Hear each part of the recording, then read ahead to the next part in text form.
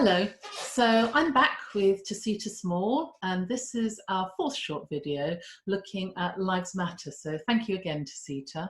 You're welcome. And today we're going to be talking about a slightly difficult subject, is terminology, because people are now worried about what to say and are saying things which are potentially inappropriate. So can we start with, Tasita, all lives matter? I've seen a lot of people talking about that.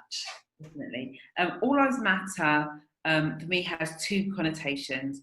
One, yes, all lives do matter. We know that, but all lives cannot matter until Black lives matter, because Black lives have been the ones that have been oppressed the most. So we're going to shine a light on these group of people. We're going to do everything in our power to ensure that they have the same or similar experiences as the majority of the world. They don't at the moment, therefore we have to focus on them. So yes, all lives do matter, but right now, Black lives matter.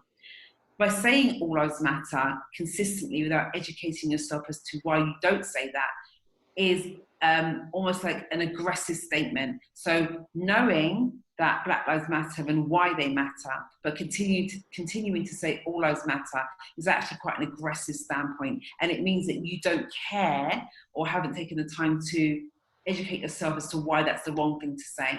It's like comparing cancers. It's like saying, two houses are burning down.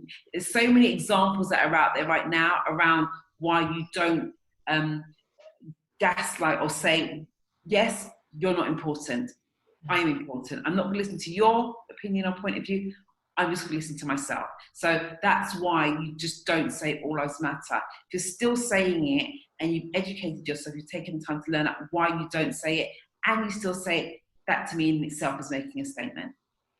Well, thank you. That was a really good definition. So how about a term which has been used in companies for a long time now for underrepresented people, which is BAME? Yeah. And again, there's a big debate, isn't there, about whether we should use the term BAME? Definitely. BAME for me is the biggest othering. So by that, I mean, by saying there's a BAME group, what you're saying is everybody that's not white. And if you look at the world's population, white people are not the majority.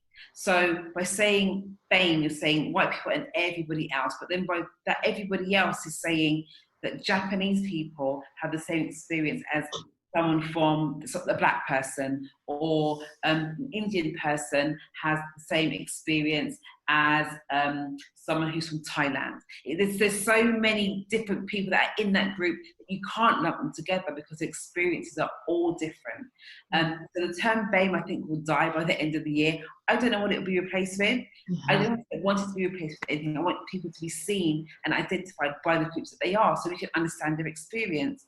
And asking someone how they would like to be referred to would be the simplest thing. Yeah. Do it with pronouns, it's not difficult. If you look at things like, we used to use plastic straws, we don't anymore. You can learn things really, really quickly. Yeah.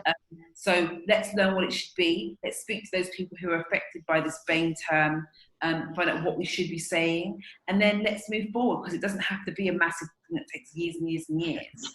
It just is what it is. We used to use plastic straws, we don't anymore. We used to use BAME, now we see people for who they are. We're not colourblind anymore, and then we move on and do the real work. I think, thank you, and that's a very good lead into the fact that often people say, yes, but I don't see your colour.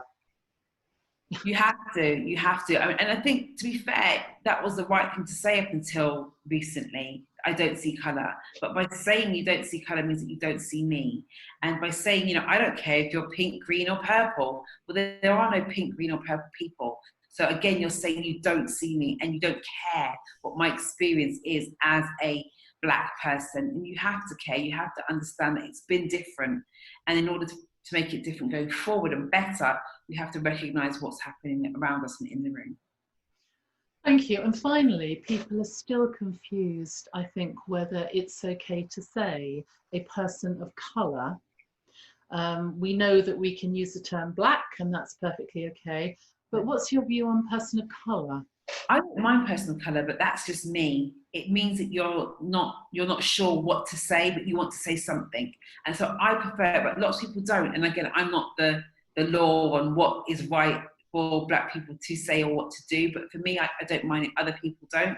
I think that at some point soon we'll get to a space where we hit the nail on the head as to how we define people, what terminology we use. And when we do, we just adjust and we move on. Thank you, Jacinta. In our final video, we're going to be looking at, so what does this all mean? What does it mean to white people in terms of what we need to do to support Black Lives Matter? Thank you, Jacinta.